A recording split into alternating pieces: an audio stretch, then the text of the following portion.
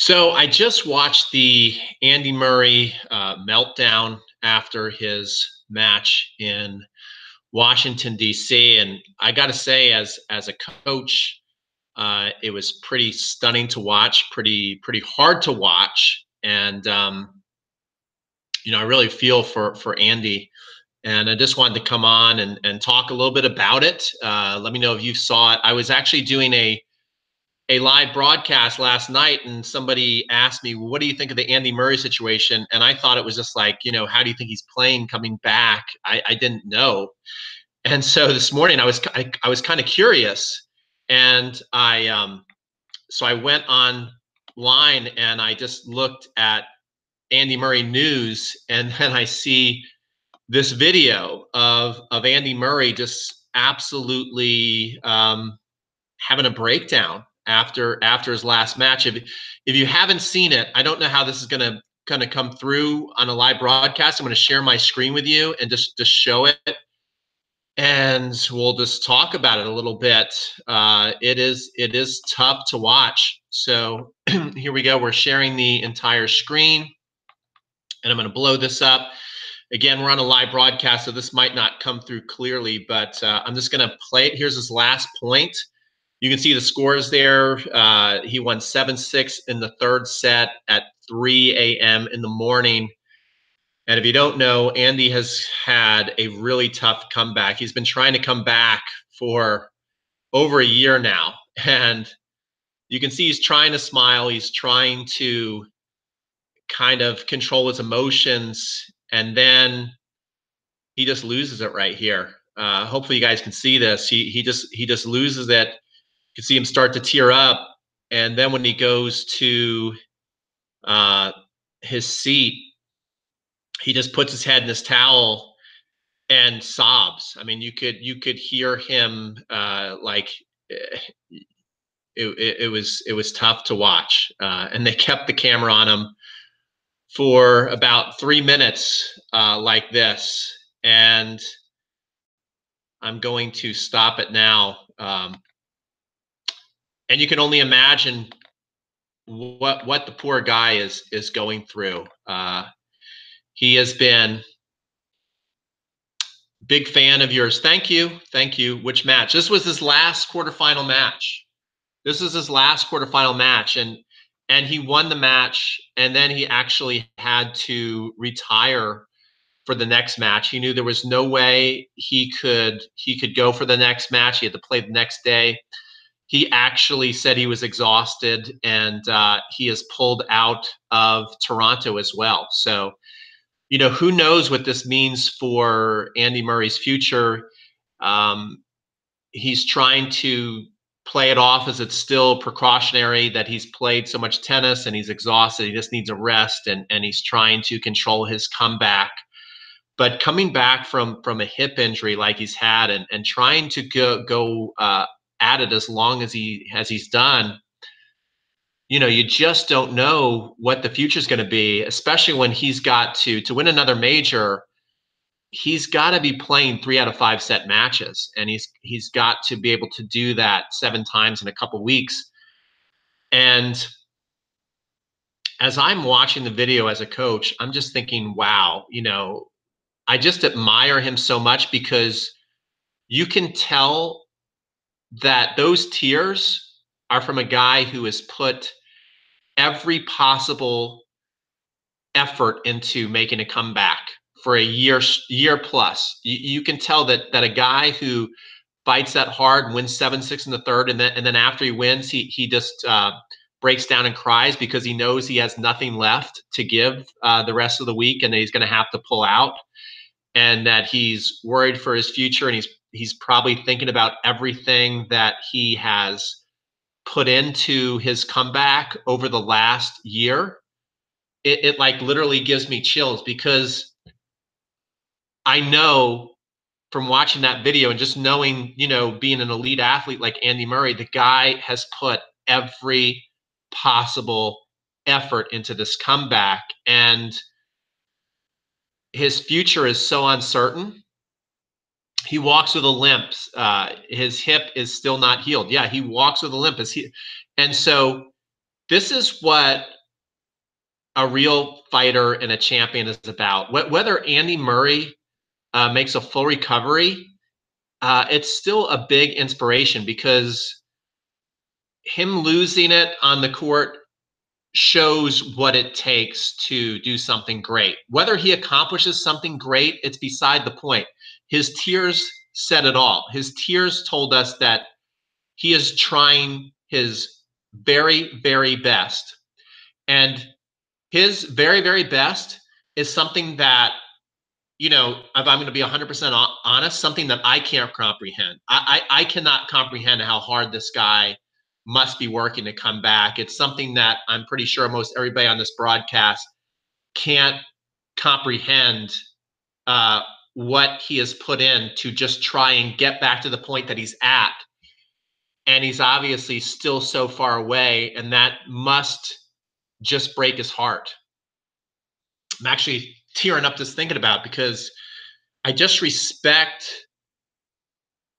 people who are willing to put everything they have into their passion. I mean, the guy is obviously putting everything that he has into it. And that's what it takes to do something great. Whether you accomplish something great or not, it's never guaranteed. All you can do is throw all your chips in on the table and just see how it plays out.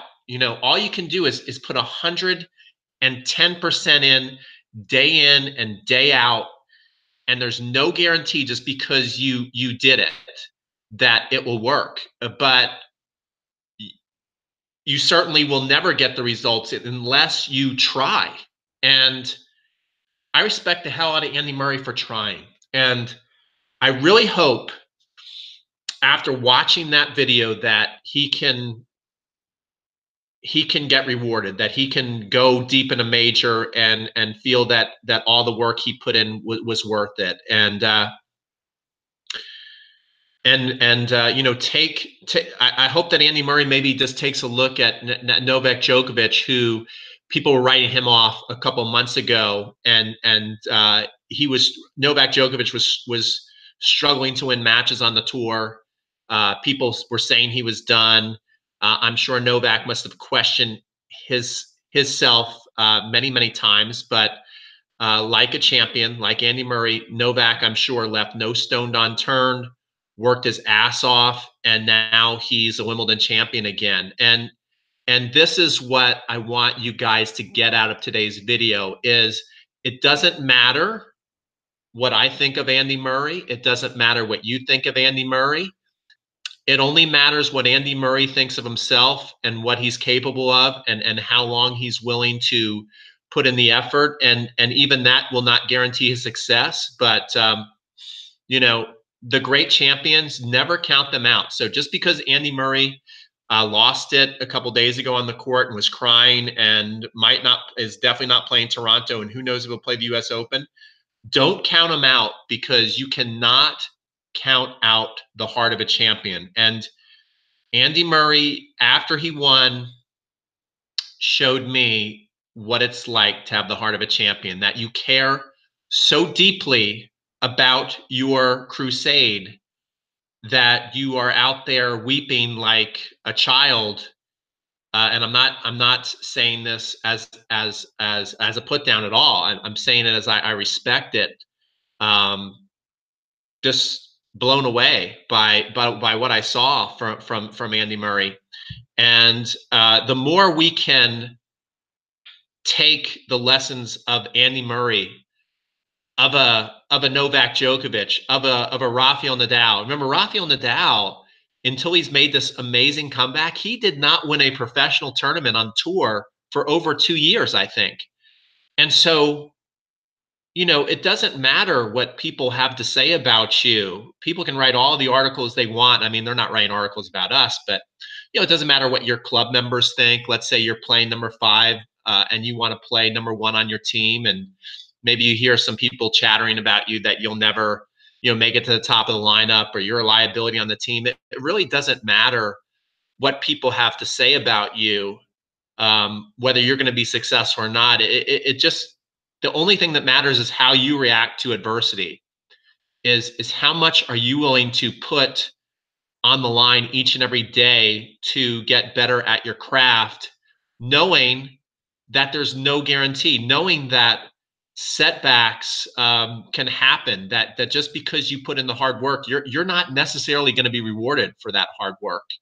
And that's a scary proposition for most people. And most people decide that when they know all that and that there's no guarantee of success, that there's no clear roadmap to success other than hard work and faith in your own pursuit, most people will not truly put in 100% effort. There is always a mental excuse, a mental out that we give ourselves so that when we don't succeed, we can always just say, well, I didn't give 100% anyway. So, it's kind of weird the way the mind works. But Andy Murray really showed us a lot of what it's like to have a mind of a champion, what it's like to put 100% in and then some, and still not be where you want to be, and how that feels and how deeply he cares. And I'm just proud of him, proud of our sport, wishing him the very best. And okay, I've been a subscriber for about a year. My tennis game has got me into a level of top 10 players in my state because of you. Oh my gosh, thank you. Thank you, Phantom Gamer. I just want you to know that you are changing lives. Wow. That means something. That means a lot, because I am trying to put myself out there and trying to make a difference, and trying to put it all out there in my own way. And when I see Andy Murray and the level of which he cares, I realize that you know what, I could probably give a better effort than I'm even giving right now. That I could tell that he has taken his craft and his level and his effort and his caring to a level that I probably can't even comprehend. It's probably so much deeper than we can all appreciate. He's doing things that behind the scenes that must be painful physically and mentally to go through.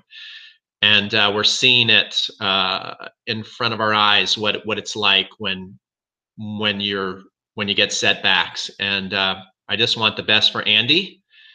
I want the best for you guys. Take Andy's crying, in my mind, not as a sign of weakness, but a sign of strength and a sign of caring and a sign of passion. And I wish you the best, Andy Murray. I wish you the best. So that's it. That's going to end today's live broadcast. I just want you guys to know that what Andy did deeply moved me, and I'm proud of him, regardless if he is ultimately successful in his comeback or not. He is a champion.